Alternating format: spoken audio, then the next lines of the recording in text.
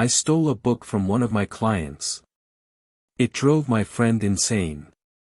Hello, I'm Kyle Brent. You may or may not know me, but I'm a psychologist and I make a comfortable living. I'm 32 and things are looking up for me, or so I thought. This whole thing started about a month ago.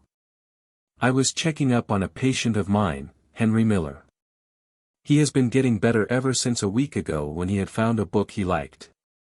I found it odd, but the book had apparently helped him out and he is doing much better, but today something was wrong. He looked tired, panicked, and stressed. I asked him what was wrong, but he barely talked to me. I kept asking him question after question, but he was mostly unresponsive. As our session came to a quick end, I asked him if he ever finished reading the book he got a week ago, and he suddenly looked me dead in the eyes, with a serious expression on his face. "Take it," he whispered. "Henry, what do you mean?" I asked. "Please," he said slightly louder now. "I don't understand I said as he suddenly got up and held out a book in his hands. The book looked old and dusty, it had a brownish color and its pages were yellow and old. It looked like it had this large layer of dust coating it, but handprints were visible. "You want me to read the book?" I asked cautiously, pressing an emergency button on the wall that called down security. He saw what I did and lunged at me, knocking me to the floor and sending the book under the desk. I quickly moved my hands to defend my face as he clawed and scratched at me, screaming at me. Security was able to get here before anything escalated and they detained Henry and dragged him away. Janitors arrived and cleaned up the situation a couple minutes later and I was laid off from work for the day. On my way out, a friend of mine who was a janitor, Michael Barrel, pronounced Barrel, came up to me holding a familiar book. Michael was a tall and bulky guy who was around 6 feet tall and had short, scruffy, black hair and green eyes. He wore his janitor uniform and had a faint beard. "Yo, Kyle, I found this book under your desk, is it yours?" he asked in a light-hearted tone that was noticeably deep.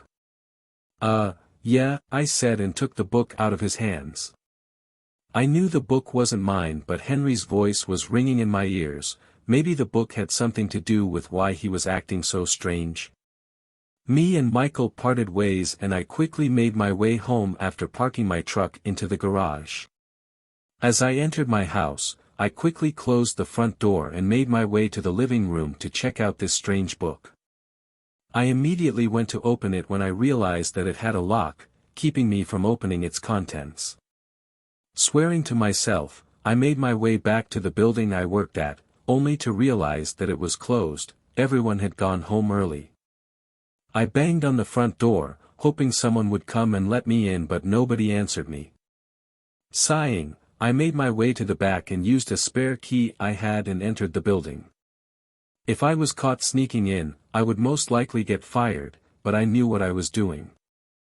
Keeping the book tightly held by my waist, I made my way through the building, looking for my office.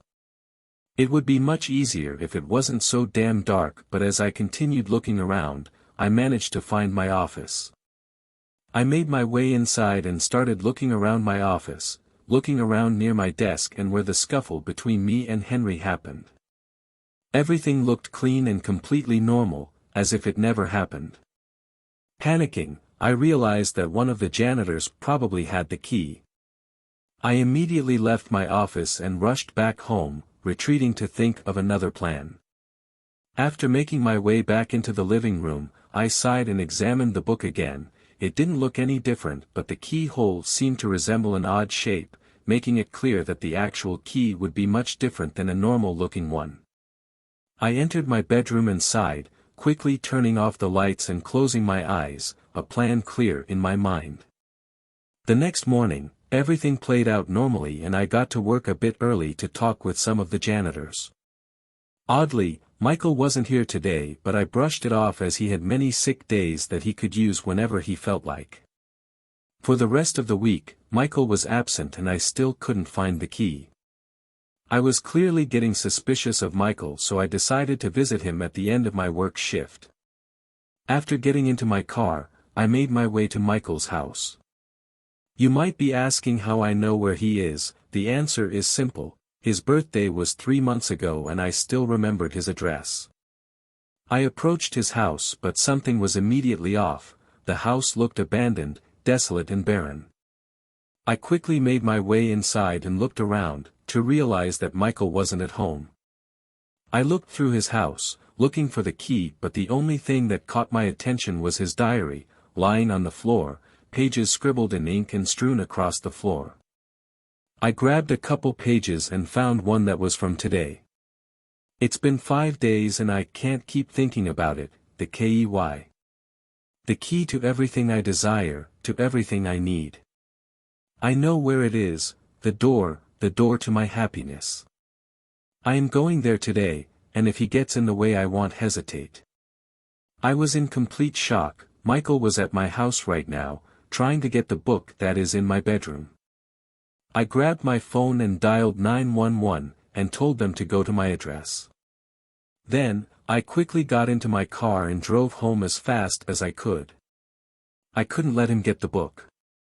I drove to my house, immediately rushing into my house after seeing my front door wide open. As I ran inside, I saw my house look demolished, as if someone was looking for something. I quickly made my way upstairs, grabbing a kitchen knife to defend myself. I opened my bedroom door to something horrific. Michael was in the corner of the room, book wide open in his hands as it emitted this reddish glow. Michael?" I asked, terrified. He didn't respond and kept staring into the book. I got closer and grabbed the book from him, but he retaliated, biting me in the leg, and I watched my blood ooze down my leg. Yelling in pain, I propelled my kitchen knife into Michael's arm. He let out a demonic screech as he backed away, my flesh and blood soaking his face. I backed away, stumbling as he had hurt my leg badly. He saw this and started crawling towards me, despite his hurt arm. I screamed and tried to crawl away, but I wasn't fast enough. Suddenly 2 police officers ran into the room and one of them tased Michael in the neck, sending him to the ground. After what seemed like hours, my house was restored to its former glory.